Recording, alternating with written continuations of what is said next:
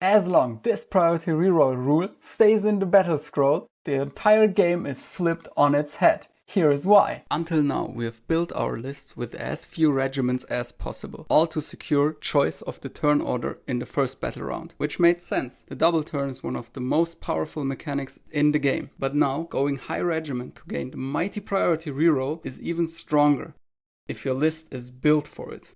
Let's check the numbers. On any given priority roll, the chance to double turn is around 42%, and the overall strength of the double turn has been ramped up. Sure, you can't score battle tactics during the double turn, but now you only need 3 successful turns to complete them. Who cares if you miss out while you're crushing the enemy anyway? But wait, this rule is supposed to prevent players from getting double turned, right?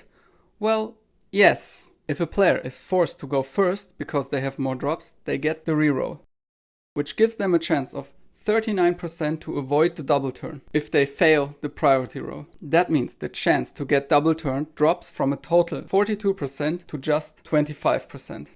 But what if there is a glitch in the system? Get double turned is definitely a downside, but having more regiments, that's pure upside. Because every unit and hero we add serves one purpose, to increase our army's overall strength. But apparently getting the double turn is stronger than building a good list. But what if you could have both, the power of a strong list and the might of the double turn, to completely crush your opponent?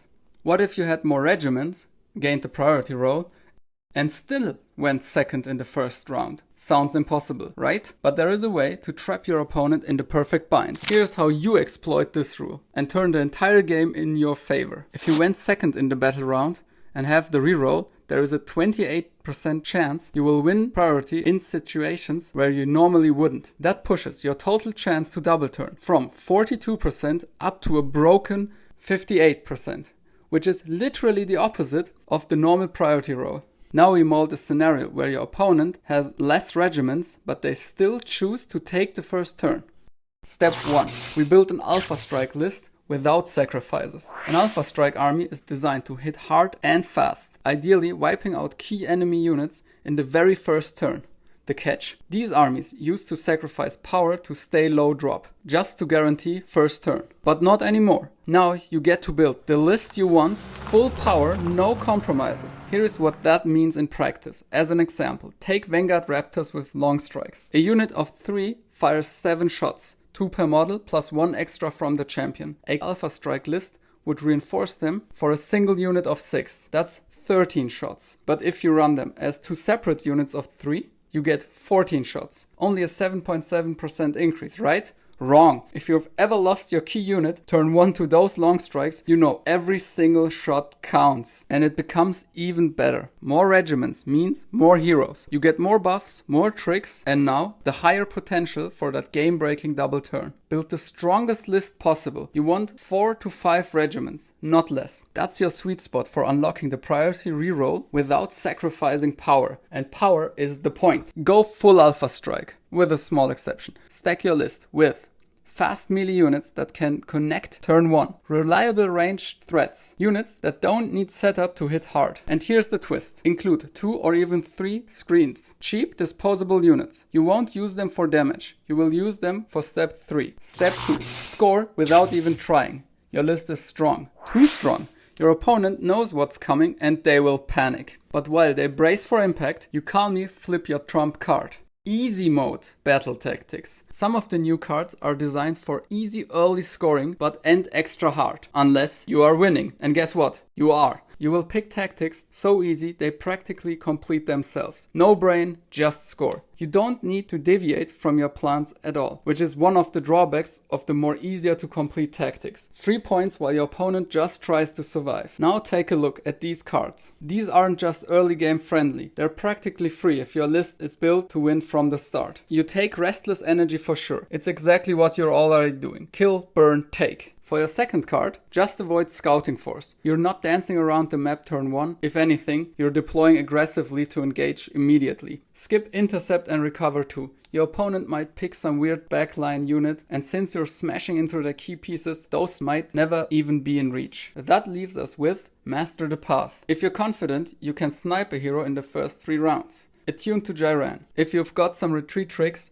or if you're staying locked in combat. Wrathful cycles if you're planning to be the underdog somehow, or better yet, if you don't care and just want the free first 5 points. Picking those battle tactics assures your army's functionality. And remember, the more you crush the enemy early, the less they can achieve their battle tactics. An early points deficit isn't a big deal. In fact, it might even work in your favor, since some missions reward the underdog with major advantages. Step 3. Force your might on the enemy. Build your regiments like this. Pack all your fast, high damage and main buff pieces into as few regiments as possible. That way, you can hold them back until you have seen how your opponent deploys. Then dodge their main threats and place your damage dealers where they can shoot, charge or strike otherwise with full force. Use the cheap chaff units from step 1 to plug any gaps and shield your core units from retaliation. And that's the perfect bind. You've gained the priority reroll and now your opponent has 2 bad options. Let you start and suffer your alpha strike, all while you reduce their chances to W, or go first themselves, barely do any damage and risk getting double turned by a hyper-lethal list. I'm sweating just thinking about it. This rule will shift how lists are built completely. Speaking of list building, here are some example lists. The first is a Stormcast Eternal list, and it hits like Sigmar's own hammer.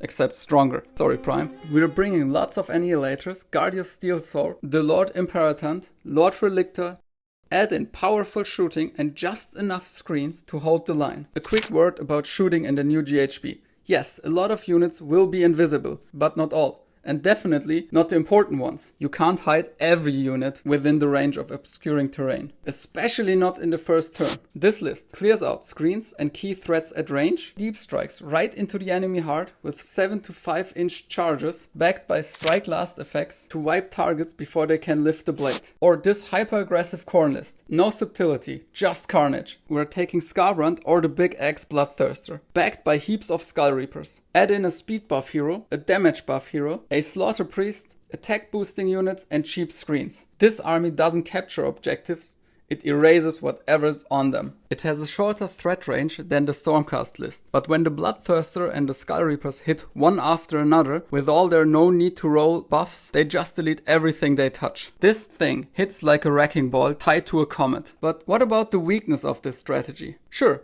depending on your army, it might have some drawbacks. Or does it? Let's break down the key strategic maneuvers you will need to pull this off. What if your opponent backboards and your threat range is too low? Don't panic, you've got screens and you've got the reroll. If they backboard, you're likely safe. Use that space, grab objectives early, just don't overextend.